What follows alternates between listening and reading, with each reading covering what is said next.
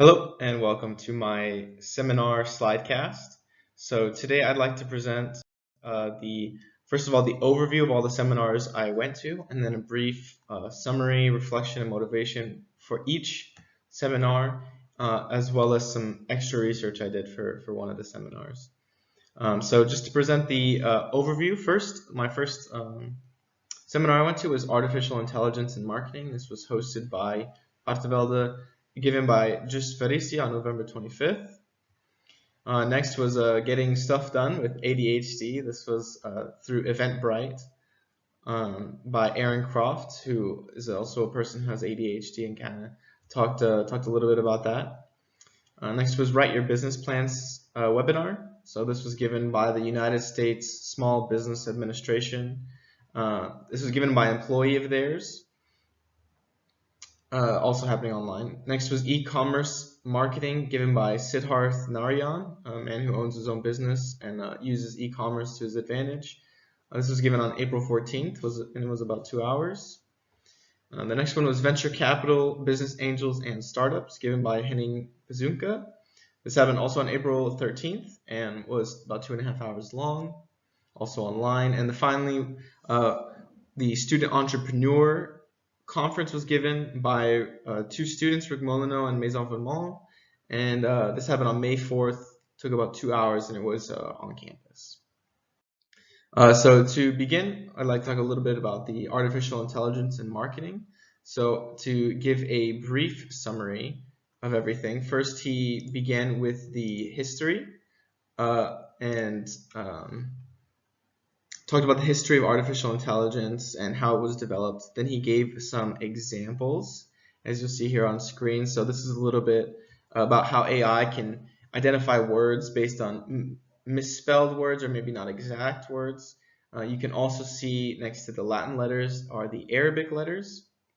He talked a little bit about how AI can recognize these different symbols and these different letters based on its learning processes. So then he talked also about how it can recognize people and cars, as you can see here in this photo. He talks about how it works. He went very deeply into the math and the computer algorithm of everything, and it was very complicated, and I did not understand it. So I wasn't able to pay so much attention during those parts, but it was a very interesting seminar just to learn, even just to learn the history and how AI is working in current marketing. To reflect back on this, I really do enjoy technology and how it's advancing in the coming world and in the future. One thing I was really interested in, and why I chose it, is just to continue future-proofing myself as an older student. I need to make sure I can continually keep up with the times, keep up with the new technologies, and this was just another way for me to understand and learn about that. The next seminar I went to was Getting Stuff Done with ADHD. So in a little summary, he gave kind of an intro to productivity, talked about how productivity is a skill everyone learns, but sometimes people who are diagnosed later in life with ADHD don't learn it the correct way and need to relearn productivity. He talked about 3 myths and 3 solutions to how people normally define what makes a person productive. For example, just one myth, one solution. The myth was just do it. Often people suggest, hey, just sit down, just go and do it. But for ADHD people, that doesn't really work. His solution was people power. So people with ADHD need lots of motivation and lots of careful consideration and help from their peers to do things. Then he ends with 4 important lessons, and also talks about an invitation to his series that he gives on how to be productive, and his own little social media website where you can keep up and people stay productive with you. So this was interesting to me. I was diagnosed with ADHD this year, or early last year, or late last year. And so it's something I've been learning and dealing with, and going to this class really helped introduce me to a new way of productivity. I know we talked in talent management about the forming, storming, performing, norming. cycle, but it really hit home with this seminar. The next seminar was Write Your Business Plan webinar. Just to briefly summarize it, so they talk about why business plan is important, which is mainly for two reasons. It's to keep adapting to the economy. The economy is just constantly changing, so you need to learn and know how to adapt to that, and having a plan is really important. And also having a business plan is just a roadmap for your success, and it's a roadmap for your business to have goals and set expectations within your company. This was a very practical seminar or webinar. They presented two different plans, the traditional plan, and they presented the lean plan. And then they gave formats for each and presented links to their website. The traditional plan was like a multi-page plan that you would give to investors and people really seeking to invest. The leaner plan is also for investors, but it's also just a one-page kind of executive summary of your entire plan. So reflecting back on this, my motivation for going to this was just to understand and to know what it's like to put a business plan into place to set goals and expectations for your employees and yourself. But reflection, the whole seminar was given by the U.S. Small Business Administration, and I don't plan to work or open a business in the United States anytime soon or at all. And so while some things were impractical for worldwide and global, international standards, it was very practical for the United States, and it was interesting nonetheless. The next one was venture capital, business angels, and startups. It was a very interesting seminar. To summarize it, I mean, you pretty much have the three things he talked about, which is venture capital, business angels, which are angel investors, and startups. So venture capital is like he went into a very long economical process, very complicated and hard to understand, of what venture capital is and how it supports you. The part I was most interested in was the business angels part, which is basically an angel investor. Angel investors are people who provide starting capital for new companies and new businesses, and for kind of a piece of the pie, right? So they give you this capital, but you are now indebted to them, or they own now part of your business. And then he talked more about startups.